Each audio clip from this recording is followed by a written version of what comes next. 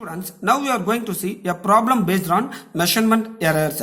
That is, in a question is that in a successive measurements, the readings of the period of oscillation of a simple pendulum. Yes, we know that what is a simple pendulum. Simple pendulum is the oscillation to and fro motion is called as a simple pendulum. It is simple pendulum means in a wall, in a rigid wall, there is a wire or a thread. It is connected with a bob. If the bob is moving from to and fro motion, this is called as a one oscillation. It starts from here and goes to the backs to the this end and again comes to the mean position. This oscillation is called as a one oscillation. So this is an experiment. So in a successive measurement reading of a period of oscillation of a simple pendulum. What is the period of oscillation? The time taken for one oscillation is called as a period of oscillation. It is found to be, we are taking a different readings. The first time if you are taking, it shows the 2.63 seconds. The next time 2.56 seconds. So 2.42 seconds for next time. So let us assume, we can assume that 1, 2, 3, 4, 5. So the 5 students are taking the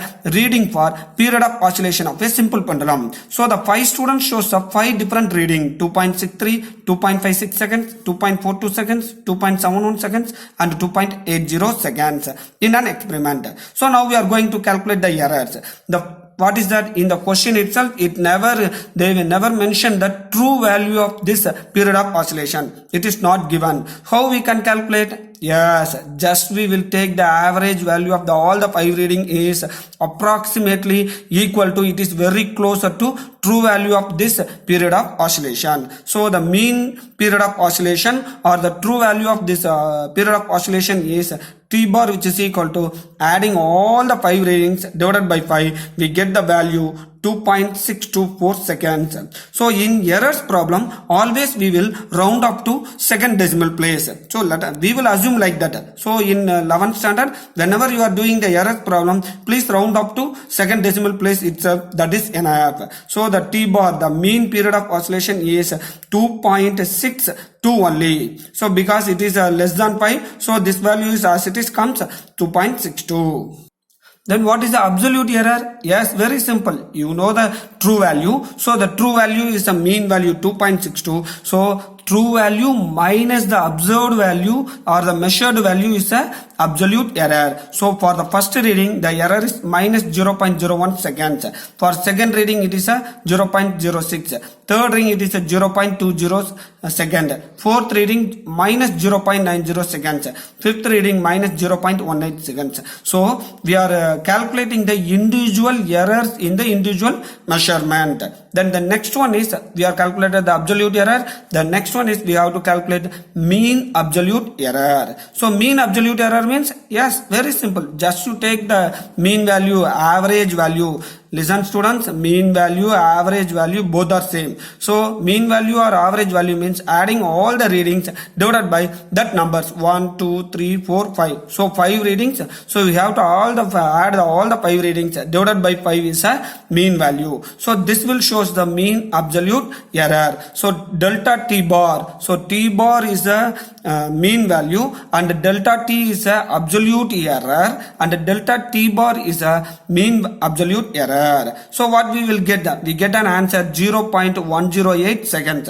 As already I told that it is a round off up to 2 decimal points. It is 8 is greater than 5. So we have to put 1 here. So the answer is delta T bar is equal to 0.11 second. The next one is relative error. Yes, relative error means we have to take the ratio of mean absolute error by the true value. So what is the mean absolute error? Mean absolute error is 0.11 second and what is the true value? 2.62 seconds. So 0.11 divided by 2.62, we get one number 0.04198. Again we have to round up to 2 decimal places. So 0.4, this is 1 is less than 5, we never increase one number, so the answer is 0.04 seconds. It is a relative error or the fractional error. We will give the name, another name is, it is called as a fractional error.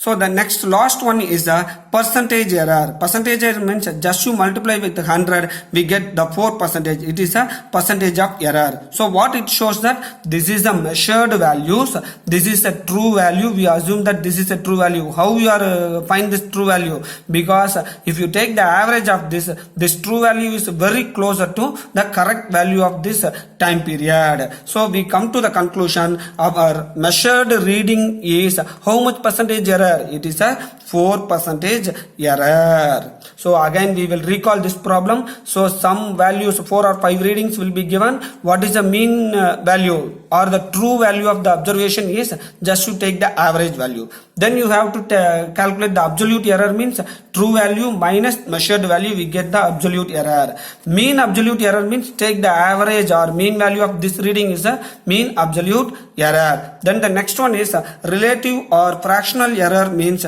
just you divide by mean absolute error and the true value. Delta t divided by t is a relative error. 0.11 by 262 we get one number. If we multiply with 100 we get the percentage error. So in terms of absolute error, how can we represent this time period? So in result we have to write the absolute error of this experiment is 2.62 plus or minus 0.11. That means the readings may be 0.11 second extra or 0.11 second less. That is the true value absolute error. In terms of percentage error, we can represent as 2.62 plus or minus 4%. This is the final expression how we can express this error in terms of absolute error and percentage error. During examination point of view, we have to write like this only.